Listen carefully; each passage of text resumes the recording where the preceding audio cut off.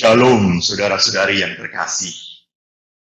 Memang menjadi sebuah mujizat, menjadi sebuah hal yang indah bahwa kita bisa mengadakan kebangunan rohani Katolik di tempat kita masing-masing.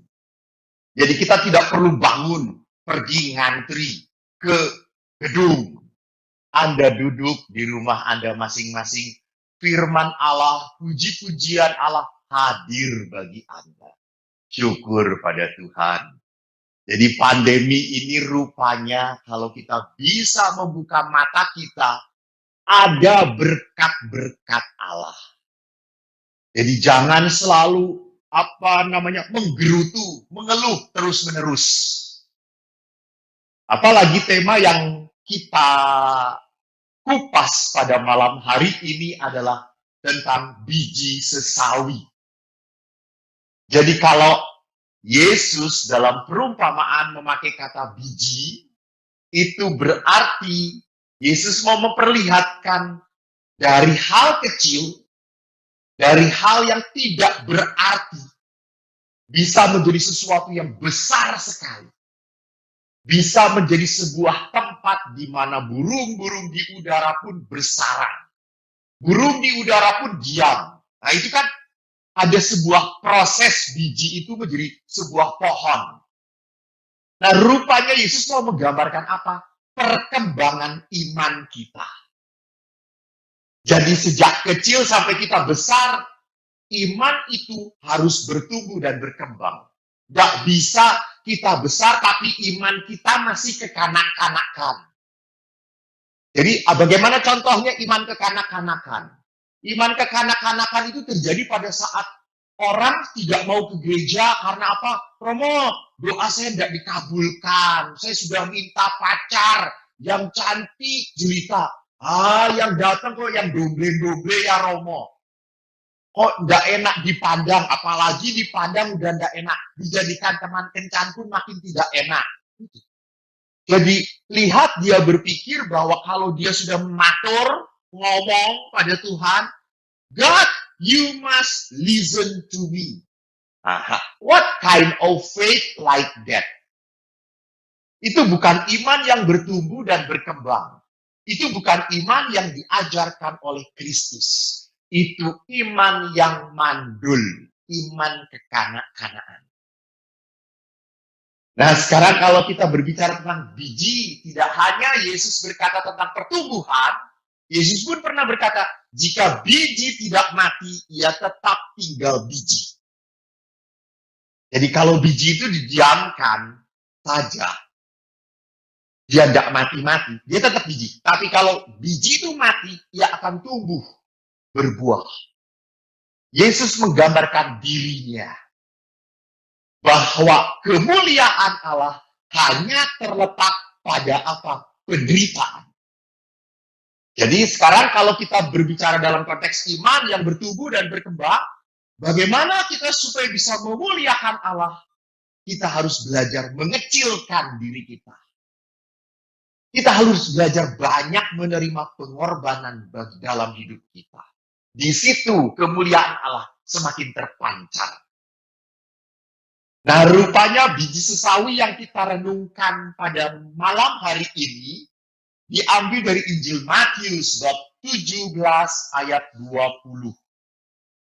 Saya yakin Bapak Ibu dari Surabaya rajin sekali membeli kitab suci. Nah, sekarang saatnya untuk membuka kitab suci. Apa yang Anda beli, bukalah. Jangan sampai baru dibeli masih di sampul plastik yang dari toko itu tidak pernah dibuka-buka. Itu sama iman yang mandul, itu iman yang ngawur namanya. Konteksnya apa? Kan kalau kita baca kitab suci harus lihat konteksnya ya Bapak Ibu. Dikatakan di sini dalam Matius 17 ayat 14 sampai 21. Saya ulangi, Matius 17 ayat 14 sampai 21. Ketika Yesus dan murid-muridnya kembali kepada orang banyak itu, datanglah seorang mendapatkan Yesus dan menyembah. Katanya, Tuhan kasihanilah anakku. Ia sakit ayan dan sangat menderita. Ia sering jatuh ke dalam api dan juga sering ke dalam air. Aku sudah membawanya kepada murid-muridmu, tetapi mereka tidak dapat menyembuhkannya. Maka kata Yesus, hai kamu angkatan yang tidak percaya dan yang sesat, berapa lama lagi aku harus tinggal di antara kamu? Berapa lama lagi aku harus sabar terhadap kamu? Bawalah anak itu kemari. Dengan keras, Yesus menegur dia. Lalu keluarlah setan itu daripadanya, dan anak itu pun sembuh seketika itu juga. Kemudian, murid-murid Yesus datang, dan ketika mereka sendirian dengan dia, bertanyalah mereka, mengapa kami tidak dapat mengusir setan itu? Yesus berkata kepada mereka, karena kamu kurang percaya. Sebab aku berkata kepadamu, sesungguhnya sekiranya kamu mempunyai iman sebesar biji sesawi saja, kamu dapat berkata kepada gunung ini, pindah dari tempat ini ke sana. Maka gunung ini pun akan pindah dan tak ada yang mustahil bagimu. Jenis ini tidak dapat diusir kecuali dengan berdoa dan berpuasa. Demikianlah Injil Tuhan. Saudara-saudari yang terkasih, jangan pernah lupa kalau Yesus itu berkata, kalau kamu punya iman sebesar biji sesawi, kau akan bisa memindahkan gunung. Dalam Injil Matius 17. Dalam Injil Matius 21, Yesus mengatakan, kau akan bisa memindahkan pohon ara ke dalam laut. Jadi, kita jangan berpikir Tuhan Yesus itu membuat mujizat untuk pamer. Enggak. Yesus tidak pernah membuat mujizat supaya dipuji. Yesus tidak pernah membuat mujizat supaya mempunyai banyak pengikut. Enggak. Yesus, maaf ya. Yesus tidak mencari murid-murid yang gumun. You know gumun? Tidak mencari murid-murid yang terperangah. Woi, jangan apa kenan, aku harus jadi murid teh. Bukan. Itu iman kekanak-kanakan. Yesus selalu membuat mujizat dengan dua tujuan. Pertama apa? Demi keselamatan manusia. Demi keselamatan manusia. Dan yang kedua adalah apa? Bagi kemuliaan Allah. Maka itu tujuan dari Yesus. Bukan Yesus mau memperlihatkan siapa dia. Maka jelas sekali waktu Yesus diminta turun. Kalau engkau benar-benar Allah, turun dari salib itu. Yesus tidak melakukan. Tidak mau pamer. Orang cuma kon medoni iso gampang tenan. Orang yang mati bisa dihidupkan. Maka kalau kita lihat konteksnya, bagaimana tadi lihat di konteksnya, ada orang muda yang sakit ayan. Jadi rupanya dalam zaman Yesus, orang yang sakit ayan itu adalah orang yang dirasuki oleh setan. Maka cara menyembuhkan Yesus juga kan, tadi dikatakan jelas-jelas bahwa dia usir setan itu. Namun, para murid tidak bisa melakukannya. Kenapa? Kalau kita tadi lihat perikopnya, yang pertama, Yesus menegur orang-orang yang ada di sekitar itu. Jadi yang pertama, Yesus tidak menegur murid-murid. Nah, bahkan Yesus menegur murid-murid pun pada saat mereka berkumpul, Yesus dengan para muridnya. Tidak di depan orang banyak. Nah, Yesus pertama-tama menegur orang-orang itu. Kenapa? Karena orang-orang itu datang hanya mau jadi penonton. Ingin tahu, ingin melihat keajaiban belaka. Hanya cari hiburan dan kehebohan belaka. Jadi lihat di sini, mujizat terjadi bukan untuk cari hiburan. Bukan cari kehebohan. Maka kumpulan orang-orang itu seperti tidak akan pernah mendapat, tidak akan pernah membuat situasi, karena kumpulan orang-orang itu hanya ingin nonton saja, maka situasi untuk suatu mujizat tidak mungkin bisa terjadi. Karena tidak ada iman. Karena apa? Lihat, iman sebesar biji sesawi pun. Di situ tidak ada iman. Di situ adanya apa? Keinginan untuk nonton hal yang aneh. Kalau Anda lihat Yesus membuat mujizat dalam Injil Matius bab 9 ayat 18 sampai 25, waktu Yesus menyembuhkan seorang anak, lalu semua orang berkata, dia sudah mati. Lalu Yesus berkata, dia tidak mati. Supaya Anda mengerti, buka lagi kitab suci. Karena orang Surabaya sangat senang sekali buka kitab suci. Matius bab 9 ayat 18 sampai 25. Matius bab 9 ayat 18 sampai 25. Anak kepala rumah ibadat perempuan yang sakit pendarahan. Dikatakan ayat 23, ketika Yesus tiba di rumah kepala rumah ibadat itu dan melihat peniup-peniup suruling dan orang banyak ribut, berkatalah Yesus, pergilah karena anak itu tidak mati, tetapi tidur. Tetapi bagaimana reaksi orang-orang itu? Mereka menertawakan Yesus. Maka apa? Setelah orang banyak itu diusir, disuruh pergi, tidak mungkin mendapatkan mujizat di tempat itu. Karena orang-orang ini datang sebagai orang-orang yang tidak percaya pada kuasa Yesus. Tidak ada iman, maka diusir. Maka saudara-saudariku, saya hanya mau mengingatkan yang pertama apa? Kalau kita mau hidup sebagai anak-anak Allah yang tumbuh dalam iman, kita harus punya komunitas yang mendukung iman kita. Bukan komunitas, bukan kumpulan orang-orang yang menggerus iman kita. Jadi kadang-kadang kita kumpul dengan orang-orang yang lebih memperlihatkan, wah, di sana banyak orang terkena COVID-19, wah kemana-mana, menakutkan. Maka kalau kita banyak mendengar hal-hal yang menakutkan, apa yang akan kita alami? Kita makin goyah. Kita makin tidak percaya bahwa Allah menyertai kita. Bahwa Allah itu mampu membuat sebuah mujizat besar dari sebuah situasi yang sangat tidak memungkinkan. Maka kita butuh apa? Komunitas. Komunitas orang-orang yang sungguh punya iman. Bukan orang-orang yang hanya mau menonton saja. Bukan hanya orang-orang yang mau heboh saja. Apalagi orang-orang yang hanya mau selfie-selfian doang. Bukan itu. Nah, sekarang mari kita lihat bagaimana setelah kita melihat konteks tadi, bahwa kita butuh orang-orang yang punya iman supaya iman sebesar biji sesawi itu ada. Kita sekarang yang kedua melihat bagaimana Yesus menegur para murid.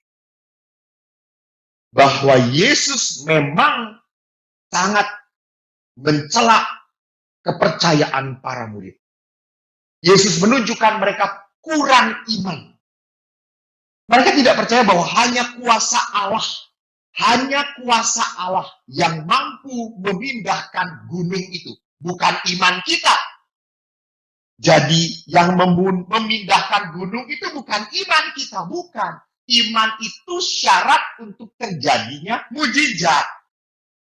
Jadi yang memindahkan gunung itu adalah Allah sendiri. Adalah kuasa Tuhan sendiri. Namun supaya gunung itu, permasalahan apapun yang kita hadapi, kesulitan, bisa berpindah, hanya dimungkinkan kalau ada iman sekecil apapun, itu sudah cukup. Cukup. Bisa terjadi, mengapa para murid pun tidak berhasil? Jangan-jangan para murid mengusir setan dengan coba kuasanya sendiri, caranya sendiri. Gitu ya. Bukan kepercayaan dan akhirnya biar Allah yang melakukannya. Bukan itu. Jadi saudara-saudaraku, seharusnya kita lebih percaya dan mempercayakan diri pada kuasa Allah. Bukan pada usaha dan kekuatan kita sendiri. Dengan demikian, kita bisa percaya bahwa kita merasa lemah, tidak berdaya. Dan kalau kita menjadi lemah, merasa lemah, tidak berdaya, maka kita bisa berserah kepada Allah. Dan percaya bahwa Allah bisa melakukan. Namun pada saat melihat gunung harus dipindahkan, pada saat melihat masalah yang begitu besar, pada saat melihat problem kehidupan yang begitu kita rasakan, pada saat melihat beban kehidupan yang begitu berat, kita seringkali lebih melihat beban, lebih melihat permasalahan, lebih melihat gunung itu. Sehingga apa yang terjadi? Mungkin nggak ya? Bisa nggak ya? Terjadi atau tidak ya? Saya ingat pada saat saya imam muda, baru ditahbiskan usia saya 28 tahun. Sangat muda sekali. Saat itu saya harus memberi retret kelompok dari Mabes Angkatan Darat. Dari Mabes Angkatan Darat orang-orang Katolik. Dan waktu yang datang ditulis di situ pangkatnya sampai pangkatnya. Dan salah satunya ada yang berpangkat bintang 2. Lalu anak buahnya hebat-hebat. Lalu saya itu ingat masa kecil saya. Saya itu paling tidak suka dengan yang namanya tentara. Karena saya dianiaya oleh tentara, oleh ayah saya yang angkatan udara. Maka kalau sudah dengan tentara itu sudah merasa tidak nyaman, tidak damai. Lalu ini harus memberi retret. Saya masih muda, saya mau ngomong apa? Dan pada saat saya memikirkan, waduh mereka orang hebat, waduh mereka pengalamannya sudah banyak. Makin saya ketakutan. Makin saya tidak bisa berpikir apapun. Makin saya lihat bahwa Tuhan tidak bisa bekerja dalam hidup saya. Jadi saudaraku jangan pernah lupa. Di saat Anda semakin memikirkan gunung permasalahan Anda, justru Allah tidak pernah bisa membuat mujizat dalam hidup Anda. Itu yang kita rasakan. Coba kita dengarkan lagu ini. Lagu ini memperlihatkan bagaimana kita seringkali tertekan dengan hidup kita.